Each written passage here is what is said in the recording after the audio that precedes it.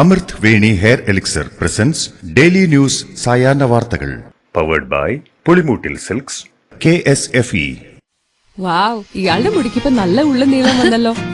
എന്റെ മുടി നോക്ക്. നീ നിന്റെ വൈറ്റമിൻ ഡി ലെവൽസ് ഒന്ന് ചെക്ക് ചെയ്യ്. വൈറ്റമിൻ ഡിയുടെയും ഈസ്ട്രോജന്റെയും കുറവാണ് മിക്ക ലേഡീസിന്റെയും ഹെയർ പ്രോബ്ലംസിന് പ്രധാന കാരണം. സ്ത്രീകളുടെ മുടി വളർച്ചയ്ക്കും ശക്തിക്കും അത്യാവശ്യമായ വൈറ്റമിൻ ഡിയാലും ഹെർബൽ ഈസ്ട്രോജനാലും സമ്പുഷ്ടമായ ആദ്യത്തെ hair elixir Amrit Veni hair elixir for women. നമസ്കാരം, ഞാൻ ഷാജി പത്മനാഭൻ. ഡെയിലി ന്യൂസിന്റെ സായാഹ്ന വാർത്തകളിലേക്ക് സ്വാഗതം. ഇന്ന് ഏപ്രിൽ 10 ബുധനാഴ്ച. മുഖ്യമന്ത്രിയുടെ മകൾ വീണ വിജയൻ ഉൾപ്പെട്ട മാസപ്പടി കേസിൽ CMRL ഉദ്യോഗസ്ഥൻ നാളെ ഹാജരാകണമെന്ന് ആവശ്യപ്പെട്ട് എൻഫോഴ്സ്മെന്റ് ഡയറക്ടറേറ്റ് നോട്ടീസ് നൽകി. ഫിനാൻസ് ചുമതലയുള്ള ഉദ്യോഗസ്ഥനെയാണ് EDയുടെ കൊച്ചിയിലെ ഓഫീസിലേക്ക് നാളെ ചോദ്യം ചെയ്യലിന് വിളിപ്പിച്ചിട്ടുള്ളത്. സീരിയസ് ഫ്രോഡ് ഇൻവെസ്റ്റിഗേഷൻ ഓഫീസ് അന്വേഷണം തുടരുന്നതിനിടെയാണ് ED അന്വേഷണവും നടക്കുന്നത്. അന്വേഷണത്തിന്റെ അടുത്തപടിയായി വീണയടക്കമുള്ള എതിർകക്ഷികളിൽ നിന്ന് രേഖകൾ ആവശ്യപ്പെട്ടേക്കുമെന്നും റിപ്പോർട്ടുകൾ. ദല്ലാൽ TG നന്ദകുമാർ തന്നെ വന്ന് കണ്ടിരുന്നുവെന്നും അനിൽ ആന്റണി വാങ്ങിയ പണം തിരികെ കിട്ടാൻ ഇടപെടണമെന്ന് ആവശ്യപ്പെട്ടിരുന്നുവെന്നും കോൺഗ്രസിലെ മുതിർന്ന നേതാവ് PJ കുര്യൻ വെളിപ്പെടുത്തി. എത്ര രൂപയാണ് കിട്ടാനുള്ളതെന്നോ എന്തിനു വേണ്ടിയാണ് പണം നൽകിയതെന്നോ തനിക്കറിയില്ലെന്ന് പറഞ്ഞ PJ കുര്യൻ അനിൽ ആന്റണി തിരിച്ചു വന്നാൽ കോൺഗ്രസിലെടുക്കണമെന്നും ആവർത്തിച്ചു. ഇന്ത്യ മുന്നണി ജയിക്കുമ്പോൾ അനിൽ ആന്റണി കോൺഗ്രസിലേക്ക് തിരിച്ചു വരുമെന്നും അങ്ങനെയാണ് അനിലിന്റെ സ്വഭാവമെന്നും PJ കുര്യൻ കൂട്ടിച്ചേർത്തു. CBI സ്റ്റാൻഡിംഗ് കൌൺസിൽ നിയമനത്തിനായി 25 ലക്ഷം രൂപ തന്റെ കയ്യിൽ നിന്നും വാങ്ങിയെന്ന ദല്ലാൽ നന്ദകുമാറിന്റെ ആരോപണം തള്ളി അനിൽ ആന്റണി. സ്വന്തം വീട്ടിൽ മോഷണം നടത്തിയ ആളാണ് നന്ദകുമാറെന്നും 12 വർഷം മുമ്പ് നന്ദകുമാറിനെ കണ്ടിട്ടുണ്ടെന്നും അനിൽ വാർത്താസമ്മേളനത്തിൽ വ്യക്തമാക്കി. PJ കുര്യന്റെ ശിഷ്യൻ പത്തനംതിട്ടയിലെ UDF സ്ഥാനാർത്ഥി ആന്റോ ആന്റണിയും കുടുംബവും നിരവധി സഹകരണ ബാങ്കുകൾ കൊള്ളയടിച്ചുവെന്ന് EDയിൽ വരെ പരാതി എത്തിയിട്ടുണ്ട്. ഇപ്പോൾ ആന്റോ ആന്റണിയും അദ്ദേഹത്തിന്റെ ഗുരു PJ കുര്യനും ചേർന്നാണ് നന്ദകുമാറിനെ ഇറക്കിയിരിക്കുന്നതെന്നും 2013 ശേഷം നന്ദകുമാറിനെ താൻ കണ്ടിട്ടില്ലെന്നും PJ കുര്യൻ കള്ളം പറയുകയാണെന്നും അനിൽ വ്യക്തമാക്കി. മകൻ തോൽക്കണമെന്നും പാർട്ടി ജയിക്കുമെന്നും പറഞ്ഞ കോൺഗ്രസ് പ്രവർത്തക സമിതി അംഗം AK ആന്റണിയുടെ പ്രസ്താവന ഔന്നത്യത്തിലുള്ളതാണെന്ന് Congress general secretary KC Venugopal. ആന്റണിക്കെതിരായ അനിലിന്റെ മറുപടി ജനം വിലയിരുത്തട്ടെയെന്നും അദ്ദേഹം കൂട്ടിച്ചേർത്തു. സംസ്ഥാനത്ത് ഇന്നും കടുത്ത ചൂട്. 14 ജില്ലകളിലും താപനില 35 ഡിഗ്രിക്ക് മുകളിലാണ്. വയനാട്, ഇടുക്കി ഒഴികെയുള്ള 12 ജില്ലകളിലും യെല്ലോ അലർട്ട്. പാലക്കാട് 41 ഡിഗ്രി സെൽഷ്യസും കൊല്ലത്ത് 40 ഡിഗ്രി സെൽഷ്യസ് വരെയും ചൂട് ഉയരുമെന്ന് റിപ്പോർട്ടുകൾ. പാലക്കാട് ജില്ലയിൽ 41 ഡിഗ്രി വരെ താപനില ഉയർന്നേക്കുമെന്നായിരുന്നു കേന്ദ്ര കാലാവസ്ഥാ വകുപ്പിന്റെ മുന്നറിയിപ്പെങ്കിലും ചിലയിടങ്ങളിൽ 45 ഡിഗ്രി വരെ രേഖപ്പെടുത്തിയെന്നും റിപ്പോർട്ടുകളുണ്ട്. സംസ്ഥാനത്ത് ചൂട് കൂടുന്ന സാഹചര്യത്തിൽ അഭിഭാഷകർ കറുത്ത ഗൌൺ ധരിക്കുന്നത് ഒഴിവാക്കി ഹൈക്കോടതി പ്രമേയം പാസാക്കി. വേനൽക്കാലത്ത് കറുത്ത ഗൌൺ ധരിച്ച് ഹാജരാകുന്നതിലെ ബുദ്ധിമുട്ടുകൾ ചൂണ്ടിക്കാട്ടി കേരള ഹൈക്കോടതി അഭിഭാഷക അസോസിയേഷൻ അപേക്ഷ സമർപ്പിച്ചതിനെ തുടർന്നാണ് ഫുൾ കോർട്ട് പ്രമേയം പാസാക്കിയത്. ജില്ലാ കോടതികളിൽ വെള്ള ഷർട്ടും പാന്റും ധരിച്ച് അഭിഭാഷകർക്ക് ഹാജരാകാം. മെയ് 31 വരെ കറുത്ത കോട്ടും ഗൌണും നിർബന്ധമല്ല. കേരളത്തിൽ പ്രണയത്തിന്റെ പേരിൽ ജിഹാദില്ലെന്ന് KNM സംസ്ഥാന വൈസ് പ്രസിഡന്റ് ഹുസൈൻ മടവൂർ. മതസൗഹാർദ്ദം തകർക്കുന്ന രീതിയിൽ തയ്യാറാക്കിയ കേരള സ്റ്റോറി സിനിമ ജനങ്ങൾ അംഗീകരിക്കില്ല. കേരളത്തിൽ എല്ലാവരും ഒന്നാണ്, അതാണ് കേരളത്തിന്റെ ചരിത്രവും പാരമ്പര്യവുമെന്നും ഹുസൈൻ മടവൂർ കോഴിക്കോട്ടെ ഈദ്ഗാഹിൽ പറഞ്ഞു.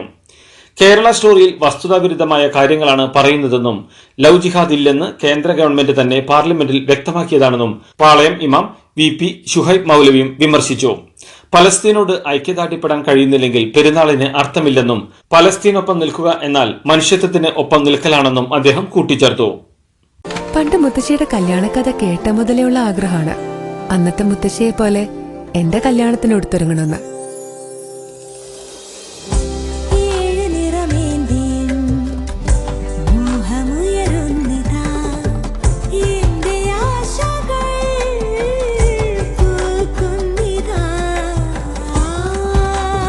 ചില ബന്ധങ്ങൾ തുടർന്നുകൊണ്ടേയിരിക്കും.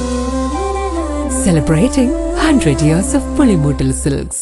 മണിപ്പൂർ കലാപത്തെക്കുറിച്ചുള്ള ഡോക്യുമെന്ററി പ്രദർശിപ്പിച്ച് വൈപ്പിൻ സാഞ്ചോപുരം സെന്റ് ജോസഫ് പള്ളി. സിറോ മലബാർ സഭ എറണാകുളം അങ്കമാലി അതിരൂപതയിലെ ഇന്റൻസീവ് ബൈബിൾ കോഴ്സിന്റെ ഭാഗമായാണ് വിശ്വാസ പരിശീലനത്തിനെത്തുന്ന വിദ്യാർത്ഥികളെ ഡോക്യുമെന്ററി കാണിച്ചത്. Manipur the cry of the oppressed എന്ന ഡോക്യുമെന്ററിയാണ് പ്രദർശിപ്പിച്ചത്. മണിപ്പൂർ കലാപത്തെക്കുറിച്ചും കുട്ടികൾ അറിഞ്ഞിരിക്കണമെന്നാണ് പള്ളിയുടെ നിലപാട്. പാനൂരിലെ ബോംബ് നിർമ്മാണത്തെക്കുറിച്ച് മുഴുവൻ പ്രതികൾക്കും അറിവുണ്ടായിരുന്നുവെന്നും രാഷ്ട്രീയ എതിരാളികളെ ലക്ഷ്യമിട്ടായിരുന്നു നിർമ്മാണമെന്നും റിമാൻഡ് റിപ്പോർട്ട്. മണൽ കൊണ്ടിട്ട് തെളിവ് നശിപ്പിക്കാനും പ്രതികൾ ശ്രമിച്ചുവെന്നും കൂടുതൽ പേർക്ക് കേസിൽ പങ്കുണ്ടെന്ന് സംശയിക്കുന്നതായും പോലീസ് റിമാൻഡ് റിപ്പോർട്ടിൽ വ്യക്തമാക്കുന്നു.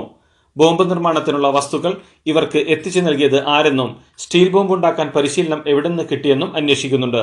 പ്രതികളിൽ നിരവധി ക്രിമിനൽ കേസുകൾ ഉള്ളവർക്കെതിരെ കാപ്പ ചുമത്താൻ പോലീസ് ശുപാർശ നൽകിയേക്കും. പാനൂർ ബോംബ് സ്ഫോടനത്തിലെ പ്രതികൾക്ക് ജാമ്യം നൽകുന്നതിനെ എതിർത്ത് പോലീസ്. ലോക്സഭാ തെരഞ്ഞെടുപ്പ് അടുത്തിരിക്കെ ജാമ്യം നൽകിയാൽ സംഘർഷ സാധ്യതയുണ്ടെന്നും മുൻകാലങ്ങളിൽ രാഷ്ട്രീയ സംഘർഷങ്ങൾ ഉണ്ടായ പ്രദേശത്ത് വീണ്ടും പ്രശ്നങ്ങൾക്ക് സാധ്യതയുണ്ടെന്നും പോലീസ് പറയുന്നു. ജാമ്യം നൽകിയാൽ പ്രതികൾ തെളിവ് നശിപ്പിക്കാനിടയുണ്ടെന്നും റിമാൻഡ് റിപ്പോർട്ടിലുണ്ട്. നടിയെ ആക്രമിച്ച കേസുമായി ബന്ധപ്പെട്ട് മെമ്മറി കാർഡ് 3 കോടതികളിലായി അനധികൃതമായി പരിശോധിച്ചുവെന്ന് കണ്ടെത്തി. അങ്കമാലി മജിസ്ട്രേറ്റ് ലീന റഷീദ്, ജില്ലാ ജഡ്ജിയുടെ PA മഹേഷ്, വിചാരണ കോടതി ശിരസ്ദാർ താജുദ്ദീൻ എന്നിവരാണ് മെമ്മറി കാർഡ് പരിശോധിച്ചത്. മെമ്മറി കാർഡ് ചോർന്ന സംഭവത്തിൽ കേസെടുത്ത് അന്വേഷണം വേണമെന്നും IG റാങ്കിൽ കുറയാത്ത ഉദ്യോഗസ്ഥന് ചുമതല നൽകണമെന്നും ആവശ്യപ്പെട്ട് അതിജീവിത ഹൈക്കോടതിയിൽ ഹർജി നൽകി. ക്ലാസിക് മലയാളം സിനിമകളുടെ നിർമ്മാതാവും ചലച്ചിത്ര അക്കാദമി മുൻ വൈസ് ചെയർമാനുമായിരുന്ന പ്രശസ്ത സിനിമാ നിർമ്മാതാവ് ഗാന്ധിമതി ബാലൻ അന്തരിച്ചു. 66 വയസ്സായിരുന്നു. കിംസ് ആശുപത്രിയിൽ ചികിത്സയിലായിരുന്നു. തിരുവനന്തപുരം വഴുതക്കാടായിരുന്നു താമസം.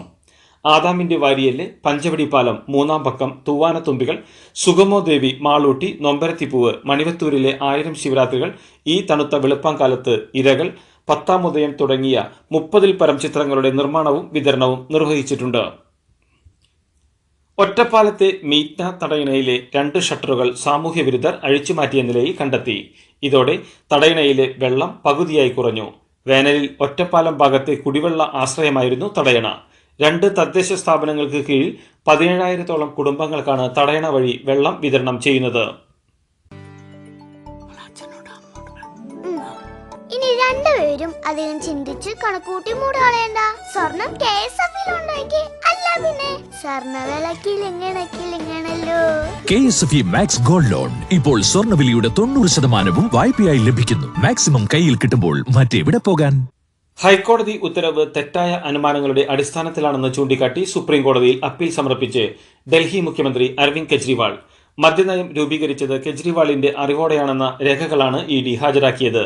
ഇതിലൂടെ കിട്ടിയ പണം ഗോവ തെരഞ്ഞെടുപ്പിന് ചെലവാക്കിയെന്ന് വ്യക്തമാക്കുന്ന സാക്ഷിമൊഴികളുണ്ടെന്നാണ് റിപ്പോർട്ട്.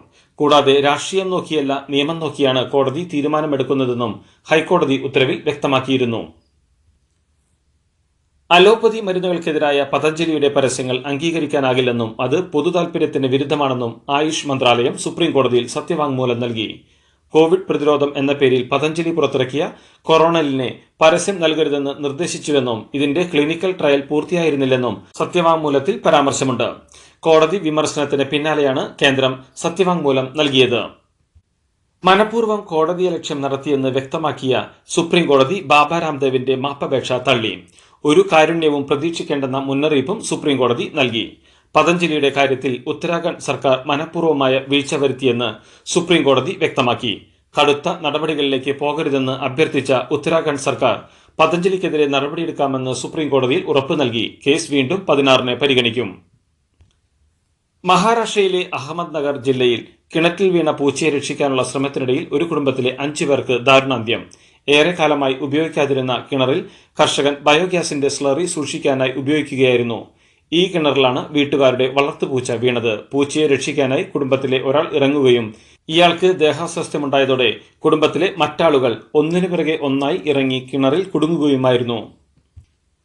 കാനഡയിലെ തെക്കൻ എഡ്മണ്ടനിലുണ്ടായ വെടിവയ്പിൽ ഇന്ത്യൻ വംശജനുൾപ്പെടെ 2 പേർ കൊല്ലപ്പെട്ടു. എഡ്മണ്ടൻ ആസ്ഥാനമായി ഗിൽ ബിറ്റ്സ് ഹോംസ് എന്ന സ്ഥാപനം നടത്തിവരികയായിരുന്ന ഇന്ത്യൻ വംശജനായ ബൂട്ടാ സിംഗ് എന്നയാളടക്കം 2 പേരാണ് വെടിവയ്പിൽ കൊല്ലപ്പെട്ടത്. തിങ്കളാഴ്ച ഉച്ചയ്ക്ക് 12:30 വെടിവെപ്പ് നടന്നത്. സംഭവത്തിൽ പോലീസ് അന്വേഷണം ആരംഭിച്ചു. ഇതോടുകൂടി ഡെയിലി ന്യൂസിൽ ഇന്നത്തെ സായാഹ്ന വാർത്തകൾ സമാപിക്കുന്നു. ഡെയിലി ന്യൂസിന് വേണ്ടി വാർത്തകൾ വായിച്ചത് Shaji Padmanabhan. Daily news live .in വാർത്തകൾ വിരൽ തുമ്പിൽ.